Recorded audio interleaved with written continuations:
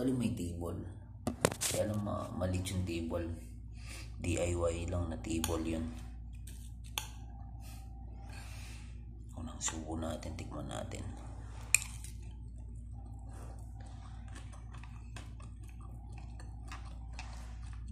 Ano naman?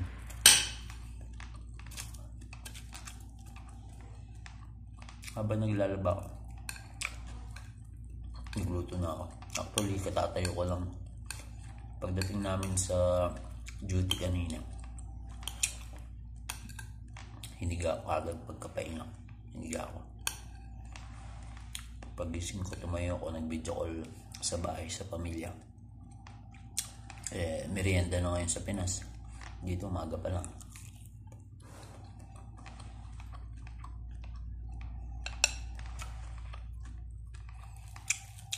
Kailangan pag OFW ka, budget mo yung oras mo dito tsaka sa pagtawag sa Pinas. Kasi kung sasabayan mo sila, parang hindi mo day off.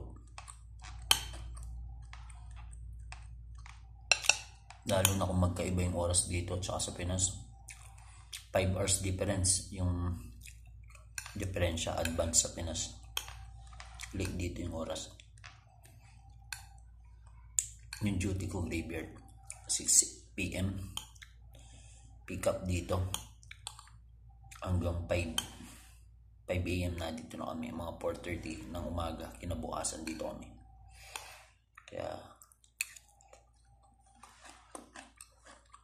yung 6 PM dito sa Pinas, 11 PM na.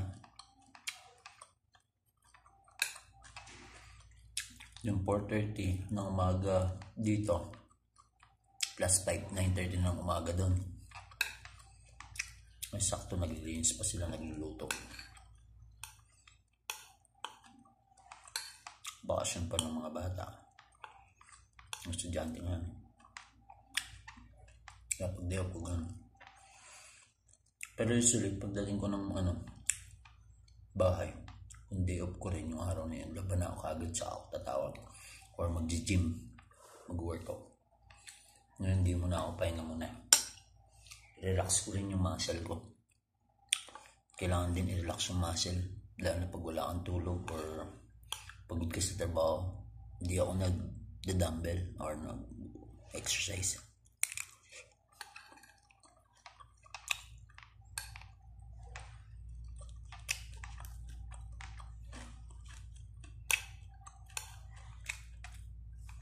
Dami na pagkain ko.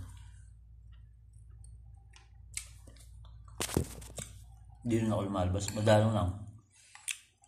Lalabas ako usually pag sahod, pag mamimili ng stock. Mga kailangan. Sabon, shampoo, pagkain. Kaya kailangan tignan mo rin lalo na kung isda or something na nilalagay sa rep. Kasi madaling mapuno yung rep namin pag sahod namin. Natural lahat. Namimili.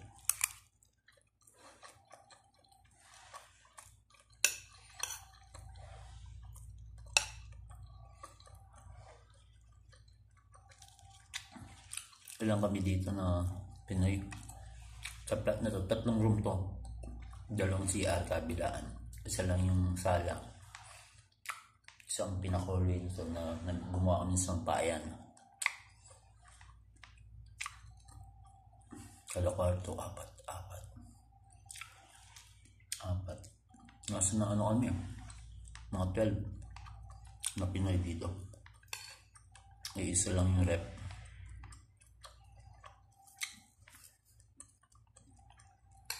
Bakit di rin naman ako nagluluto?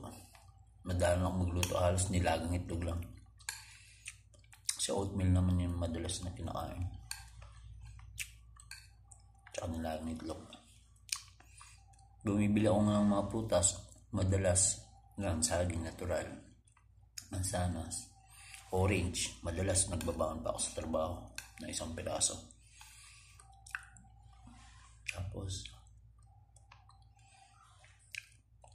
ubas pag may nagsisilo, kaya strawberry.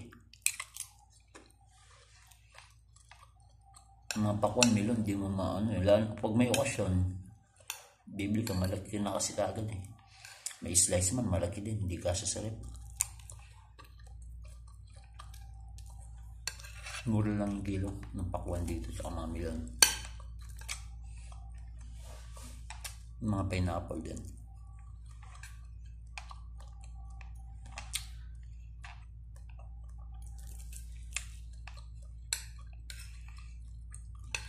Kada sahod, usually, bibili kami doon sa mga supermarket na malapit dito na medyo malayo din, walking distance, exercise na rin. Nagugulay kami.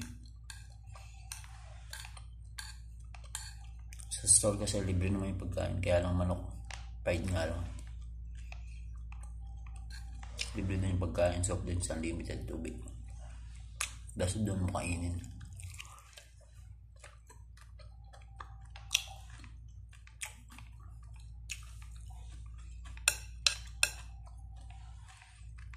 Minsan din pag day off, yung basketball, medyo malayo dito, nagpapaservice kami.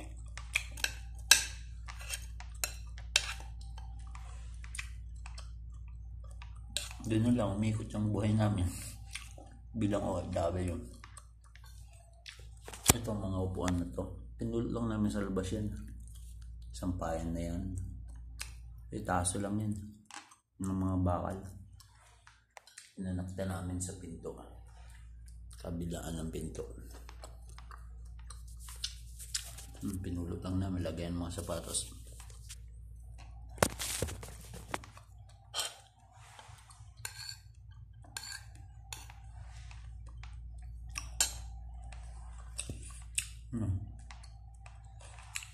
Bundi, yun lang.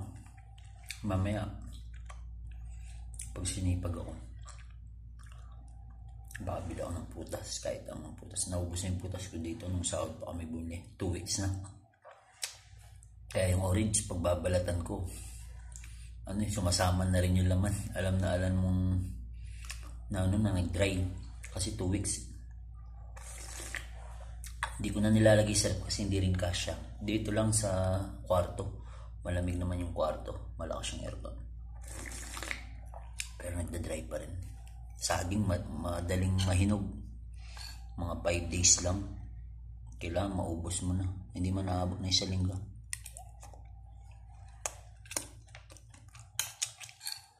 Mangingitim din. Sayang. Pero makain pa naman, naubos naman. Hindi naman na nasisira talaga. Sa loob okay naman yung balat na.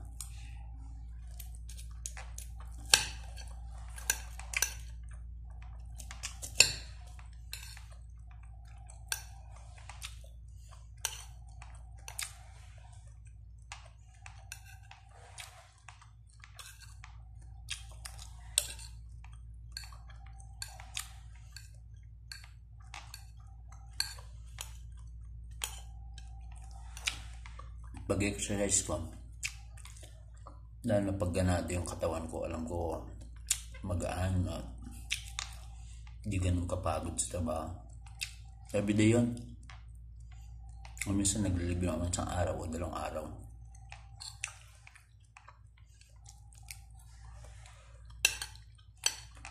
Depende yan sa pakiramdam ko. Mapapawis lang. Kasi sa trabaho, hindi ka naman ganun pagpapawisan eh.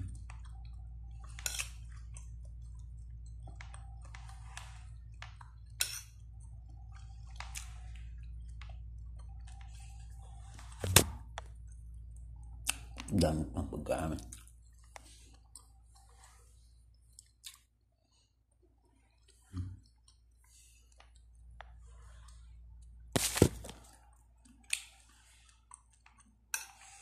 Yung kilo ko dyan, 72 kilo. Although healthy pa naman, medyo nasa dulo na siya ng ano. Kaya dapat medyo reduce din. Hindi naman ako malakas kumain. Minsan, 1 beses nga lang ako kumain actually sa store lang. Titinapay lang ako bago umalis. Or saging or mansanas bago umalis. Tapos may baon pa akong orange. Araw-araw ganun lang. Hindi na ako nagkakape. Madalang lang ang kape.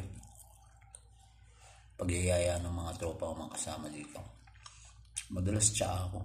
Ang chamomile pag bago matulog.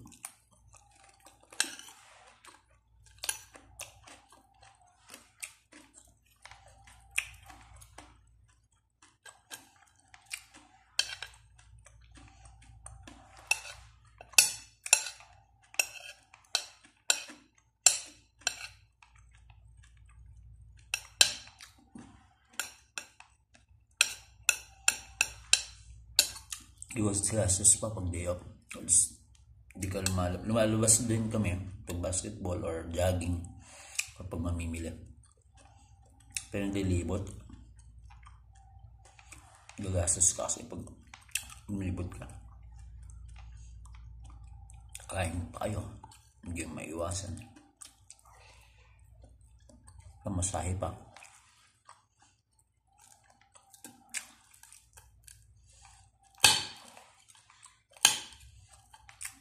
Mainit pa yung panahon yun. Pag taglamig maganda. Masyal.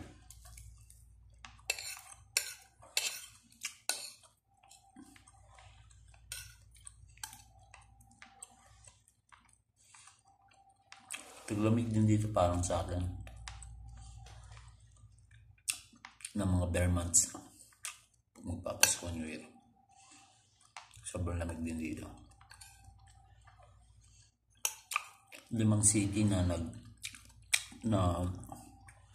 snow dito. Pero sa lugar namin hindi. Malamig lang na malamig. Galing sa Mount Everest. Pero sa Lamang City na south na lugar, nag-yelo, nag-snow. Ang mga border.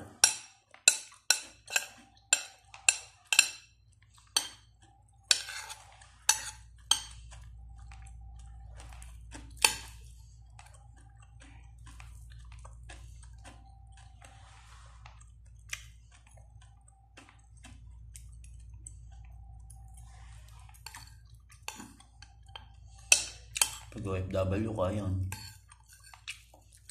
day off, laba,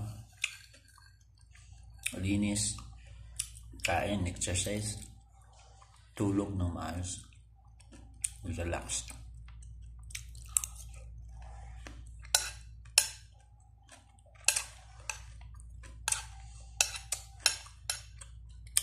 Lalo na kami dito, hindi mo namin nasasampay sa labas kahit mainit yung araw kasi wala nang pagsasampayan, dito lang sa loob. Kaya minsan one day before ng day off naglalaban na kami para agad matuyo yung mga uniform. Although heavy duty naman yung washing machine, konting sampay lang matutuyo naman kagad.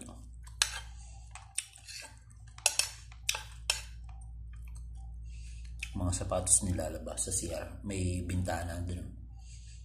Minsan sinasampay para agad lumamig. Lumamig, matuyo, I mean.